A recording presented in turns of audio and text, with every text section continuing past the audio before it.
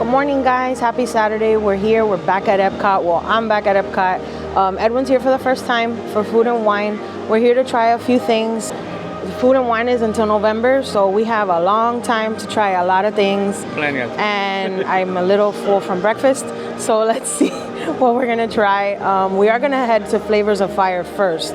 So once Edwin gets his little band here, we'll be headed that way. So the bracelet itself, you're not paying for. What you pay for when you do get it is just the money that you plan on spending here at the park. Like if you're a local and you're like, okay, my budget is $30 today, you load $30 onto that. So you're not paying for the card, you're just paying the $30 that you were normally going to spend over there. So it helps you keep track of what you're spending, how much you're spending. So something that we did was, I did the calculations yesterday. I said, okay, what are we wanting to try today? So Edwin wanted to try 3 separate things. I wanted to try 3 separate things. So I added up all the totals, what everything cost, and we came to already the price of what exactly we're gonna spend. Now, let me show you guys something really quick. And you know, I'm gonna show you as we're walking, because we're over here by the corner. Okay, so there's an app here, and it's called WDW Food and Wine. So on this app, you have everything that they have for food and wine for the festival, including everything that's exclusive in connections.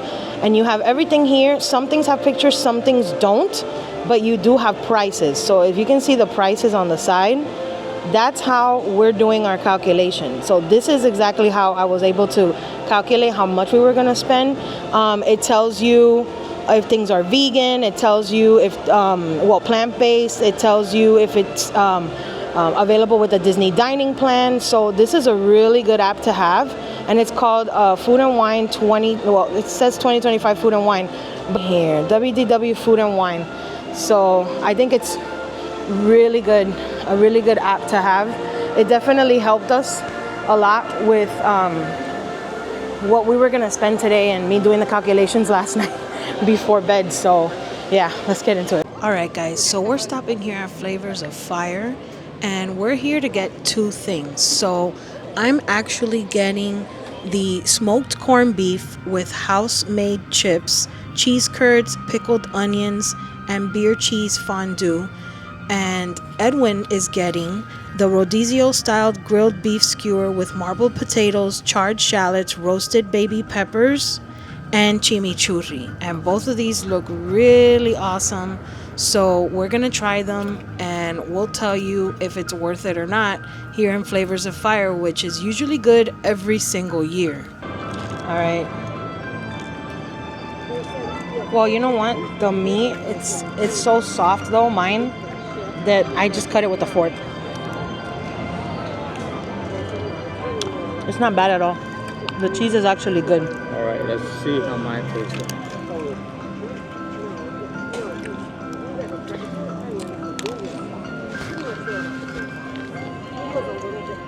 ¿Te gusta? Wow, that's really good. Really good, nice and soft and tender.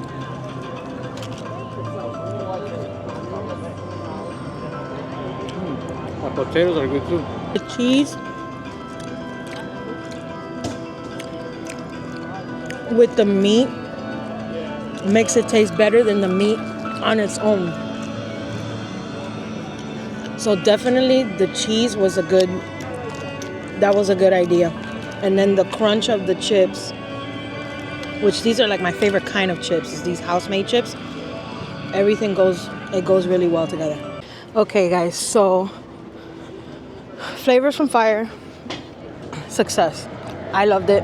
I had a piece of Edwin's, and I thought it was really good too. The meat was really good.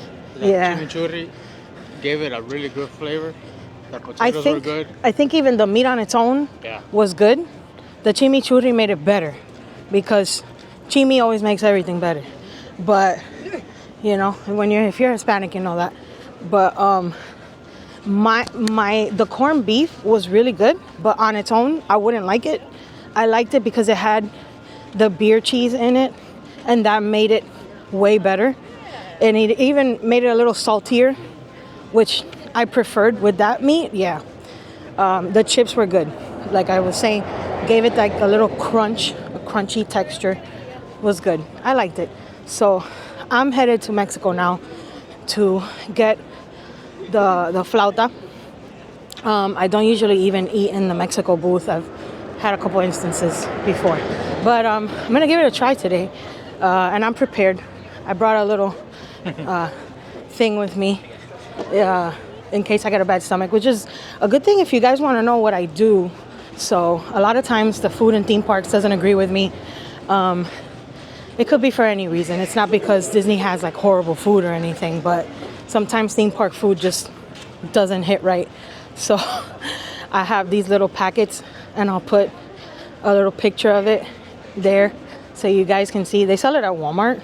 I'm not sure if they sell it in every Walmart, maybe just because ours is Hispanic. But it's called picot with a T at the end. Picot, I guess, in English. Picot.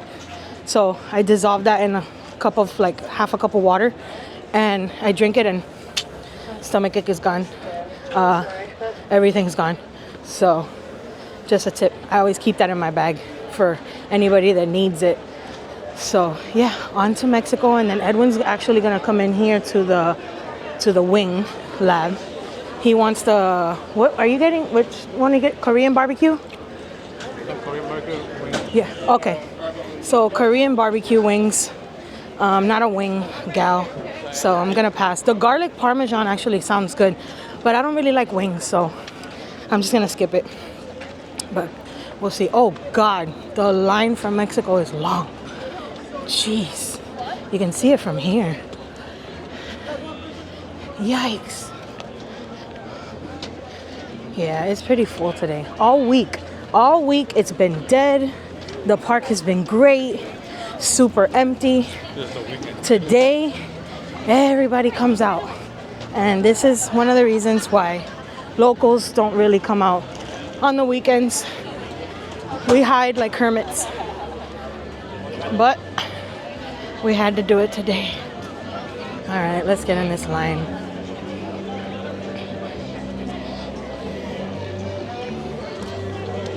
Get it?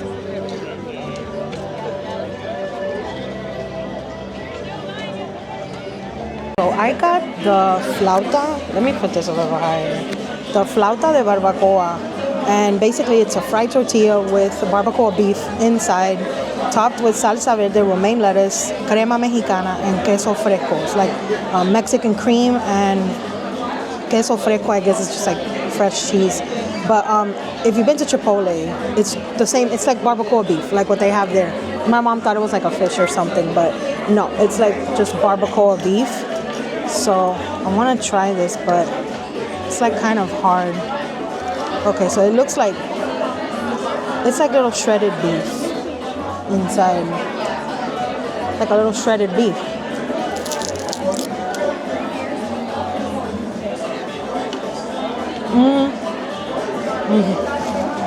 Okay, so I've had this. So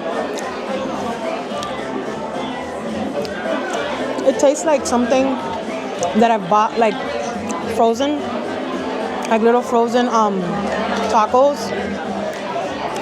Like Walmart has them in Target. It's like a little brand, a little Mexican brand, and they're like little tacos that have like a little shredded beef inside. That's exactly what it tastes like. So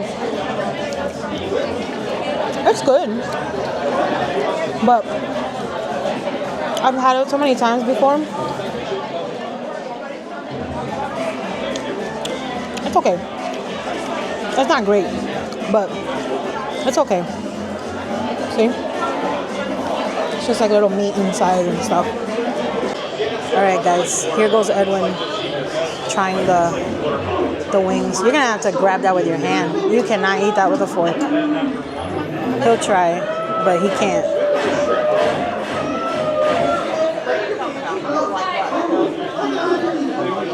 Can you smell that? Wow. Oh, it does smell good. It smells good. It's really good. I love wings. So. It has a little kick, but I can handle it, so it's not that bad. But and we forgot our water bottle. This is really good. I'll get this again for sure. They look good, but it's super hot outside, so we brought the food inside. So Edwin got the beef Wagyu don, traditional Japanese rice bowl with American Wagyu beef blend, with steamed rice served with homemade pickles shredded, togarashi pepper, and pickled ginger. And then mine is, you can find in the America Pavilion. It's freshly baked chocolate pudding cake with Kentucky bourbon caramel. So mine was $5. Edwin's was $9.50, probably because of the Wagyu beef. So let's dig into this. Let's open mine really quick because I know that on the inside, yeah. Look at that. There's chocolate inside. I'm not sure how smart it is on a hot day to eat this, but I'm indoors, so I guess it's okay. This is my sweet treat of the day. What does it taste like? Wow. That meat's really good. Does it taste like picadillo meat or? Yeah. It's like rice and picadillo, but the meat's really good. Well, it's supposed to be quality beef. I will get this again. Yeah? You're 3 for 3. 3 for 3. Not me. I'm kind of, I don't know. I'm 2 for 3 because I didn't love the flauta.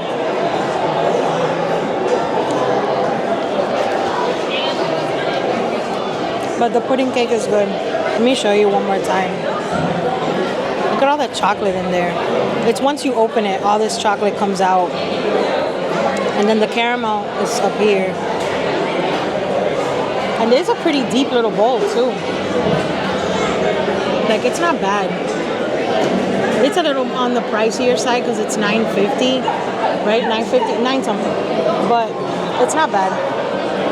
Okay, guys, so short but sweet. I'm gonna rank the food today. So my favorite was the corned beef, then it was the pudding. I guess if you're gonna put them in individual, like sweet and savory, the corned beef was number 1, the pudding was number 1.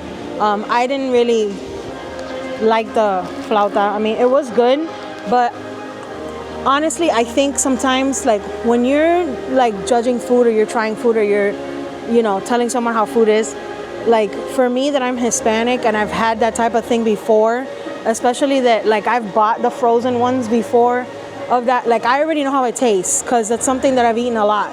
So that tastes just like it. So maybe to someone who doesn't usually, they're not accustomed to buying that kind of stuff normally, like in the household, to them it's like, it's really good. But for me, it tastes just like the frozen one. So I mean, it was whatever. Like, I wouldn't get it again, but I'm glad I tried it.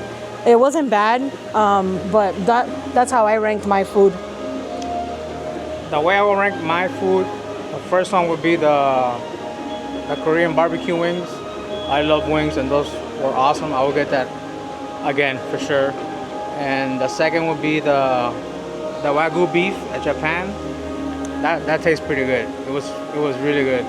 It reminded me of rice with picadillo. So if you're Hispanic, you know what I'm talking about. He means rice with ground beef. Ground beef. There you go. But and the third one will be the last one that I tried, the flaming. What was it called again? The meat. What? Oh, the rodicio style, the skewer, the beef skewer. That'll be my third favorite one. But overall, I had a good time with that food. 3 out of 3 for sure for me. Yeah, he was 3 for 3. I wasn't. I think what I had here the first day was better, but I mean, I'm just trying things that I want to try. So, like, I'm not gonna eat everything because, number one, we have a lot of food allergies in our house, so we really can't. We're trying to stay away from booths that have that could possibly have cross-contamination with something we're allergic to also. So that's something to note. I do talk to a lot of chefs in the booth just in case when it's like something that I think is like maybe I could try it, or maybe they cook it separate, but sometimes it's just not worth taking the chance.